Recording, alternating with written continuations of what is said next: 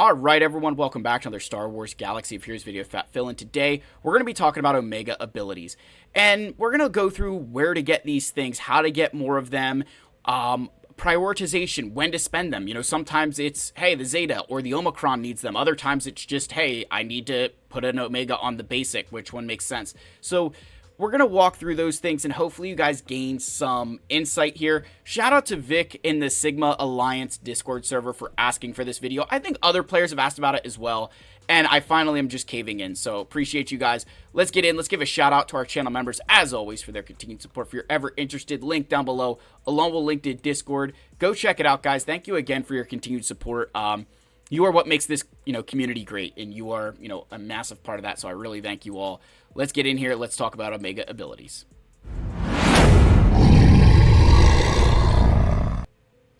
All right, so let's first just start out talking about Omegas, right? And no, not the characters. So where can we get these things? The easiest answer is, hey, every time you complete your daily challenges, right, you do all this stuff here, boom, you're going to get an Omega, right? That's the easiest way to get them, right? That is just do your dailies every single day. You're going to get extra Omegas. So again, I'm just going to go through, do my stuff real quick so I can get my Omega material that I so desperately need. So boom, boom, boom. There we go. Claim this. And there's my Omega mat, right? So you get a single Omega mat every day for completing your daily objectives. That's the first way. Then you have your Sunday, Wednesday, Saturday.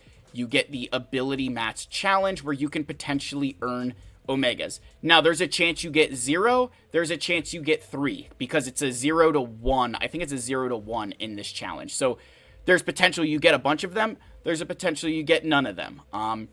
Again, because it's happening every couple of days, you figure if you average it just for the grand scheme of it, you made it easy and said, hey, I'm going to get 1 Omega every single time I do this. You're going to get 3 extra Omegas a week from this. That's on the low. I would say that's probably on the low end, but I've never really studied that drop rate, so I don't know for certain. You can also earn Omegas in the fleet challenges on the ship abilities. You get Zetas, you get Omegas, and you can even get these. Now here, these are 0 to 2.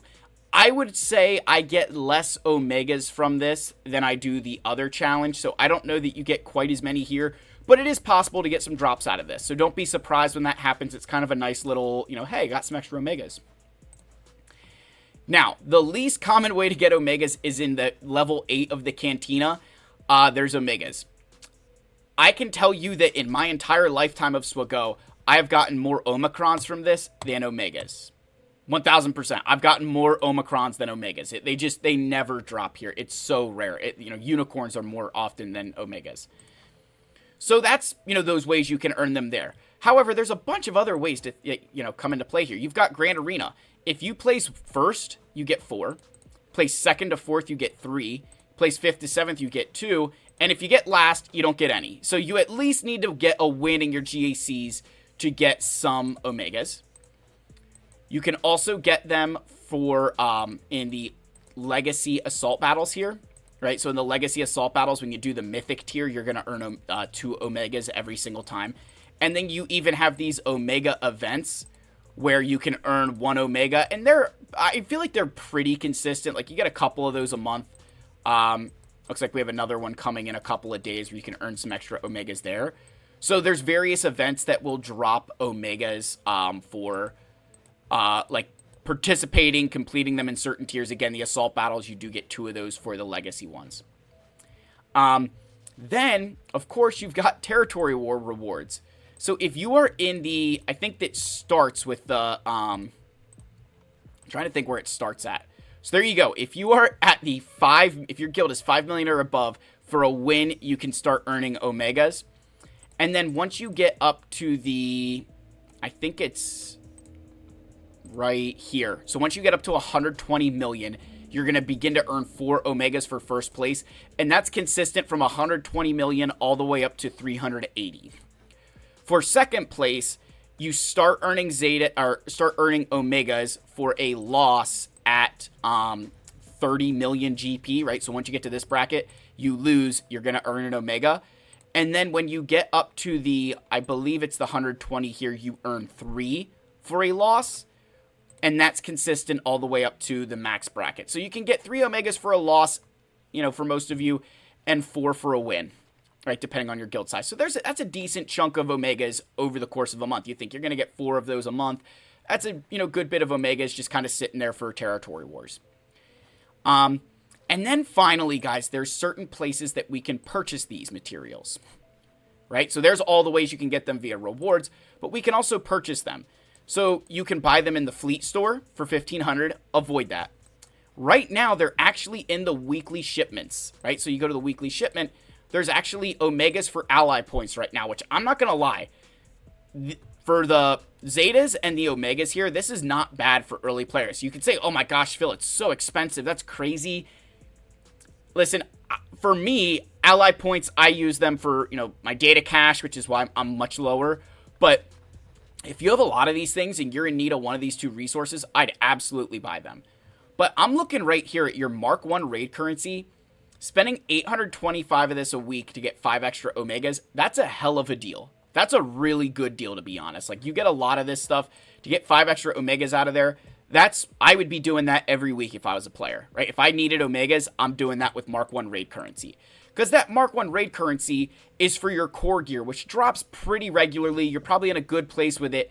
For 825 a week, man, that's like nothing, right? That's barely over 100 Mark 1 raid currency a day. Like, that's pretty easy to ration out.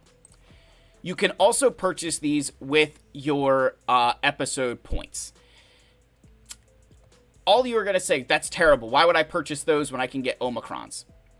Well, you have to recognize that in some cases, trying to equip the Omicron, you still need Omegas. So, like, what's the point of having all these Omicron mats if you don't have the Omegas to equip it anyway? Right? Same thing with Zetas. Like, if you don't have the Omegas, it doesn't matter.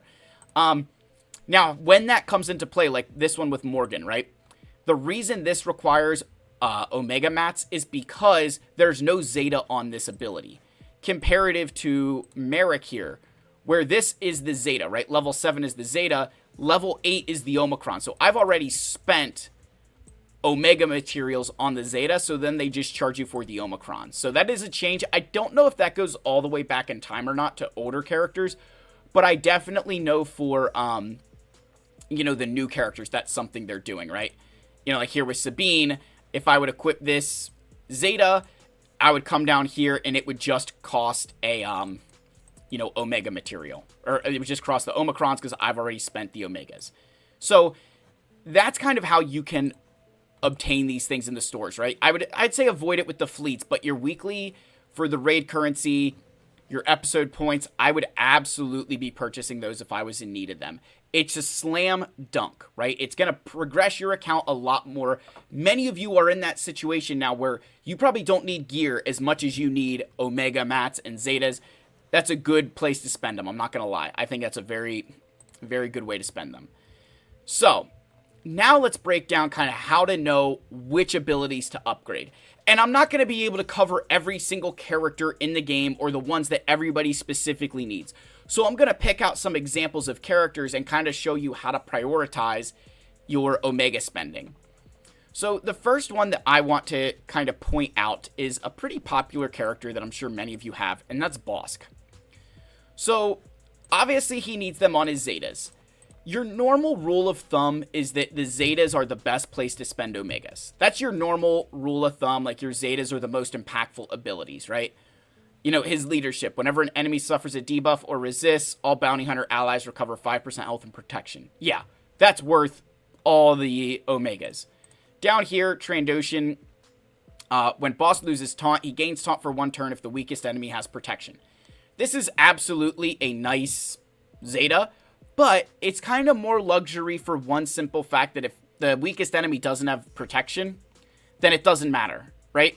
If the weakest enemy doesn't have protection, then, he doesn't get this extra taunt, right? So it's a bit more situational. So then you're looking at his basic, his special 1, and special 2. So on the basic, this attack deals double damage if the target's the weakest enemy. Well, he's a tank, so why the hell do I care how much damage he's dealing? And also, it's only if the target's the weakest. So if I can't target the weakest enemy, then this is doing nothing. The next one, again, if the target enemy is the weakest, all assisting bounty hunter allies have their cooldowns reduced by 1. That sounds really nice. But bear in mind that when you, and then we'll go here. Frenzy and taunt duration +1, right? So up here, he's going to gain taunt and frenzy for 2 turns. Now he's going to gain it for 3. That's the one I'd equip first. While this sounds super nice, the mass assist, bear this in mind here. I'm going to show you guys this live in action because I think this is a good one to kind of portray here. So if I go here and I bring in bounty hunters, right? I was testing this earlier. So what I'm going to do, no, of course. Ugh. Can you not hit Bossk? I hate that it's rebels on this. It's so annoying. Like, just anybody. That's fine. All right. So Bossk is going to go first here, right? There's my taunt. And now Greef Karga is going to go next. So I'm just going to do a Dispel here to prove a point. Now, I'm going to use this ability here to call everybody to assist. The only character who's used an ability is Greef Karga. So the only one benefiting from this is Greef Karga. Right? That's it. Greef Karga is the only one that actually benefited from me using that. Everybody else's cooldowns were already, like, I hadn't taken a turn yet, so their cooldowns were there. That is the, you know, so understanding that assist, yes, it's nice, but it doesn't make a difference early on when you're going to use that, because half the time battles are over after he uses that, you know, one time, maybe you get to use it twice. So not as impactful for Bossk there. Another character that I know many of you have is Kylo Ren Unmasked. So obviously his unique ability here is the most important, right? This is the most important one that he has. He gains taunt and has double counter chance. That's the biggest thing, right? This unique ability, having taunt at the start of the encounter, is huge. But then he's got him on his basic, his special 1, and special 2. He also has the leadership, but if you're not going to use him in the lead, what the hell's the point of equipping the Zeta, right? Doesn't make sense. So you're looking at 1, you know, basic, 1 and 2 here. So on the basic, you're going to get tenacity down for an extra turn. That's a nice ability, right? I'll give him that. Down here, if the target is stunned, deal double damage. So 1, you have an if statement there. If the target's not stunned, this does nothing. And if they are stunned, you're going to deal double damage. Well, he's a tank, so he's not really dealing much damage anyway, so what the hell does that matter? And then you've got the stun duration +1. This is the one I like the best because you can, you know, inflict stun for 2 turns is misery. Now, bear in mind, if a character's immune to stun, this does nothing, right? If a character's immune to stun, that is zilcho, nothing, nada, doesn't matter. So you could argue, well, getting tenacity down for an extra turn is always going to happen. So just kind of keep that in mind there, but I think the stun is the best one on a character like him. Another one I want to share, again, I'm just picking characters that I, you know, can show you how to identify a good Omicron, or a good Omega, sorry. Let's go to Ki-Adi-Mundi here. So the Zeta is on this one to give you extra speed. In Master of Forms, he's going to get protection up for 3 turns, which that sounds nice. But if you read the ability, that's only when he switches to Makashi form. So when he switches to Ataru form, he's not getting any benefit out of this Omega. It's only when he's switching to Makashi that Omega is helping you. In Decisive Thrust, right, it's a similar situation, just the opposite way. This Omega only helps if he's in, this one helps all the time, my bad. Disregard. So deal physical damage. This attack deals 100% damage for each Galactic Republic Jedi ally. So that's nice, no matter when you use this, dealing 100% damage. But it's a 4-turn cooldown, which isn't always the best, that's a long time. You have Adaptive Form. Dispel all debuffs, that is nice, right? You switch your stances, dispel all debuffs, that's nice. I can't lie, I like that a lot. But the basic, to me, is his most important Omega. Deal physical damage to target enemy. If he's using Ataru form, attack again. If he's using Makashi form, gain 15% turn meter and recover 10% protection. That's super important, right? Anytime he uses his basic, those 2 things are happening. So bear in mind, when you're looking at those basic abilities, recognize that those benefits are happening whether you're counterattacking, assisting, on your turn, right? It doesn't matter. It's, hey, I use the basic, I'm gaining those bonuses. So I call Ki-Adi-Mundi to assist, he's attacking twice if he's in Ataru form. If he's in Makashi form, he's gaining turn meter and recovering protection. That's why I think in that particular instance, the basic is the most important. Obviously, he's an attacker, but getting those benefits is huge. The last character that I think we'll cover here to kind of, portray this, if you will, is we'll go up here to Resistance Hero Poe. Where is he? I know he's somewhere. He's hiding. Because I know this is a character that a lot of players kind of have from, or Resistance Hero Finn, sorry. So this is his Zeta. Additionally, while Resistance Hero Finn is inspired, when an ally is prevented from using an ability to their turn, they recover 40% protection and gain 40% turn meter. That's absolutely nice, but I don't know that that's a bit of a luxury one for me because additionally, while he's inspired, if he's not inspired, which he's inspired a lot, right? Don't get me wrong, he's inspired a lot. But there's probably better Zetas and better Omegas to spend. So on his basic, if Resistance Hero Finn is not inspired, reduce the cooldown of Strength of Will by 1. Okay. Strength of 1, deal damage twice instead. So all it's saying here is deal physical damage to target enemy. Now it says deal special damage twice to target enemy. So this is dealing double the damage. And then down here for Rallying Call, you're getting an additional 20% damage. So on this one, if he's not inspired, reducing the cooldown is absolutely nice. But you think you're going to lead off with this ability, which he becomes inspired. So if you lead off with this, as long as he's still inspired by the time he, uses a basic again, that does nothing, right? It's only when he's not inspired. Down here, you're dealing damage twice, which, I love that, right? I love dealing damage twice. That's huge. This one, 20% extra damage is great, but it's not double the damage, which is what this is. So in an instance like this, a character here, I'd go with this one because you're getting 2 instances of damage. And that's also similar to a character like Coors Light Leia here, where this is her Zeta ability, right? Which again, love the Zeta, right? She'll assist, limit once per turn when another Hutt Cartel ally uses an ability, and target enemy has Deadly Bluff. If all allies were Hutt Cartel at the start of battle, enemies start with Deadly Bluff and can't attack out of turn, right? So, love that. So, here, right, enemies with Deadly Bluff lose Tenacity. Start of their any turn, dispel all buffs on all enemies with both Deadly Bluff and Thermal Detonator. I don't hate that. 20% extra damage is nice. But down here, if it's her turn and the ally in the leader slot is Smuggler, attack again. That's massive. That's double. This is 20% damage is nice. This is, again, double damage, right? You're dealing double the amount of damage. And, again, it says if the ally leader is Smuggler, attack again. Well, who happens to be a Smuggler? Well, none other than our great friend Jabba the Hutt. So, hopefully by kind of reviewing some of these characters that I covered, you get a better idea of how to spend your Omegas. You want to look for the ones that are going to make the biggest benefit to how you're using the character. If they're a tank and you see something like dealing extra damage, it's not really that beneficial. Or if you're looking at attackers and you see attack again or attack twice, that's a massive output, damage increase output. Or you're looking at a supporting unit and it's allowing them to do more work that way.